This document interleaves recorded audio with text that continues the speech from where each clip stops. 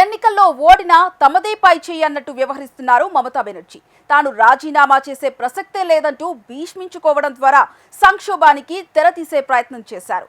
సాధారణంగా ఓడిపోయిన ముఖ్యమంత్రులు రాజీనామా చేస్తారు. కానీ మమత ప్రజల తీర్పును గౌరవించకుండా మొండి వైఖరిని అవలంబించడం విమర్శలకు తావిస్తోంది.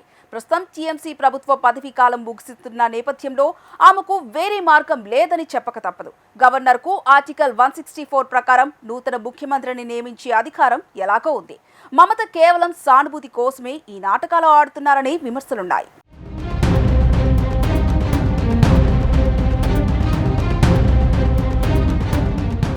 ఎన్నికలు ముగిసిన తర్వాత కొత్త ప్రభుత్వం ఏర్పాటు సహజం.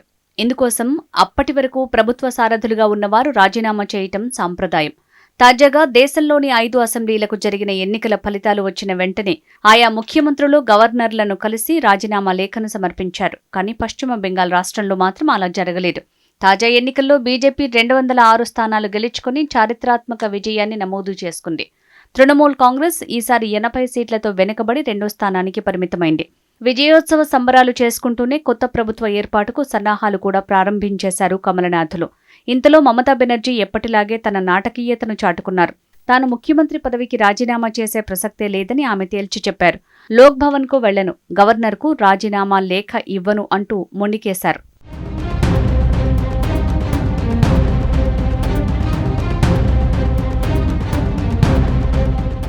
అసెంబ్లీ ఎన్నికల్లో తాము ప్రజా తీర్పు వల్ల ఓడిపోలేదని, కుట్రతో పరాజయం పాలైనట్టు పేర్కొన్నారు మమతా బెనర్జీ.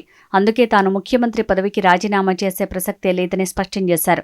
ఈ ఎన్నికల్లో బీజేపీ సుమారు 100 స్థానాలను దొంగిలించిందన్నారు. టీఎంసీ పోటీ బీజేపీకి వ్యతిరేకంగా కాదని, ఆ పార్టీ కోసం పనిచేసిన ఎన్నికల సంఘానికి వ్యతిరేకంగానేనని ఆరోపించారు. ఇకపై ఈసీపై ఎలా పోరాడాలో పార్టీలో చర్చించి ముందుకు వెళ్తామని చెప్పారు. తాను ముఖ్యమంత్రి పదవిలో ఉన్నంతకాలం ఎన్నో అంశాల్లో వేధింపులను సహించానని తెలిపారు.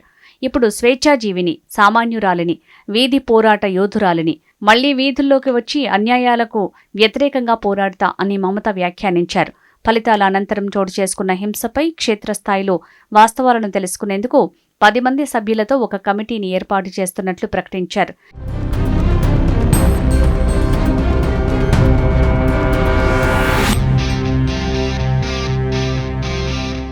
పశ్చిమ బెంగాల్ ప్రస్తుత అసెంబ్లీ పదవీకాలం మే 7వ తేదీతో ముగియనుంది. మే 8వ తేదీ నుంచి పాత అసెంబ్లీ దానంతటా అదే రద్దవుతుంది.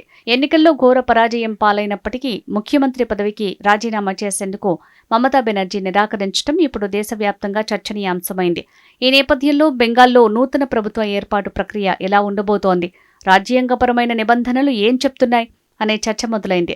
అసెంబ్లీ గడువు ముగిసిన తర్వాత మమతా బెనర్జీ సీఎం పదవిలో కొనసాగటం రాజ్యాంగబద్ధంగా అసాధ్యం. మమతా బెనర్జీ తన పోరాటాన్ని కోర్టుల ద్వారా లేదా ప్రజాక్షేత్రంలో కొనసాగించే అవకాశం ఉన్నప్పటికీ ప్రభుత్వ ఏర్పాటు ప్రక్రియ మాత్రం ఆగదు. పశ్చిమ బెంగాల్ గవర్నర్ ఆర్యన్ రవి ఇప్పటికే కొత్త ప్రభుత్వ ఏర్పాటు విషయంలో బీజేపీ నాయకత్వంతో సంప్రదింపులు జరుపుతున్నట్లు సమాచారం.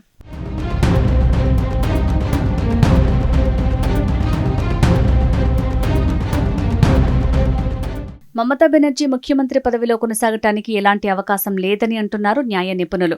ఓడిపోయిన ముఖ్యమంత్రి రాజీనామా చేయకపోతే గవర్నర్కు రాజ్యాంగం కొన్ని విశేష అధికారాలను కల్పించింది. ఆర్టికల్ 164 ప్రకారం రాష్ట్రంలో నూతన ముఖ్యమంత్రిని నియమించి ప్రమాణ స్వీకారం చేయించే అధికారం గవర్నర్కు ఉంటుంది.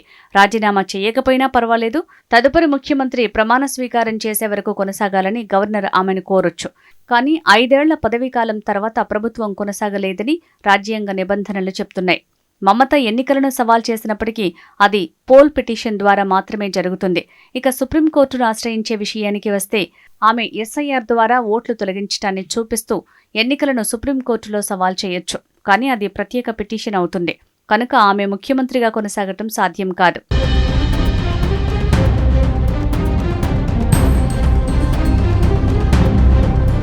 మరోవైపు మమతా బెనర్జీ రాజీనామా చేయకపోతే డిస్మిస్ చేయాలని అస్సాం ముఖ్యమంత్రి హిమంత బిశ్వ శర్మ సూచించారు. బెంగాల్ ప్రజలు ఆమె తప్పిదాలు, చర్యలను చాలా కాలం పాటు సహించారని చెప్పారు. దేశం ఆమె ఇష్టప్రకారం నడవదు, గవర్నర్ కొంతకాలం వేచి ఉంటారు, ఆ తర్వాత ఆమెను తొలగిస్తారు అని వ్యాఖ్యానించారు. మమత 100 సీట్లు మీ నుంచి దోచుకున్నారని అంటున్నారు. అయితే నేను కూడా అస్సాంలో కాంగ్రెస్ గెలిచిన 19 సీట్లను నా నుంచి దోచుకున్నారని అనొచ్చు. నాకు 126 రావాలి అనొచ్చు. దేశం అలా పనిచేయదు అని అన్నారు. మీరు సరిహద్దులో కంచె ఏర్పాటుకు అనుమతించరు. ఇప్పుడేమో సీట్లు దోచుకున్నారని అంటారు. బెంగాల్ ప్రజలు మీకు చాలా ఇచ్చారు. ఇప్పుడు వారు బీజేపీకి మద్దతు ఇచ్చారు. సమాజం మీ నిర్ణయంతోనే నడుస్తుందా? ఎస్ఐఆర్ను ఉపయోగించి ఓటు దోపిడీ జరిగిందని ప్రభుత్వం, ఎన్నికల సంఘం కలిసి పనిచేస్తాయని చేస్తున్న ఆరోపణలకు సాక్ష్యం ఎక్కడ అని ప్రశ్నించారు.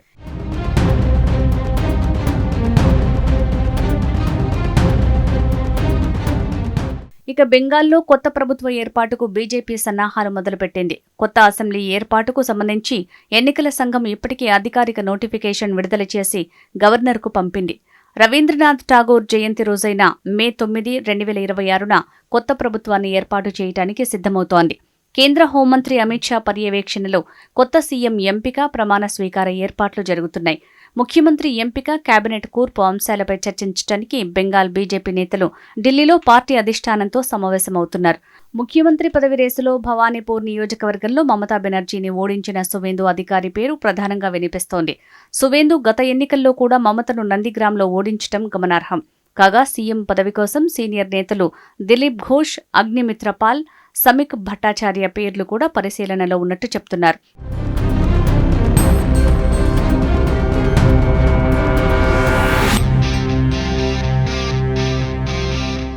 మరోవైపు ఎన్నికల ఫలితాలు రావడంతోనే పశ్చిమ బెంగాల్లో అనూహ్య పరిణామాలు చోటు చేసుకుంటున్నాయి. కోల్కతాలోని హగ్ మార్కెట్లో ఉన్న తృణమూల్ కాంగ్రెస్ యూనియన్ ఆఫీస్ని బుల్డోజర్లతో కూల్చివేయటం తీవ్ర ఉద్రిక్తతకు దారితీసింది.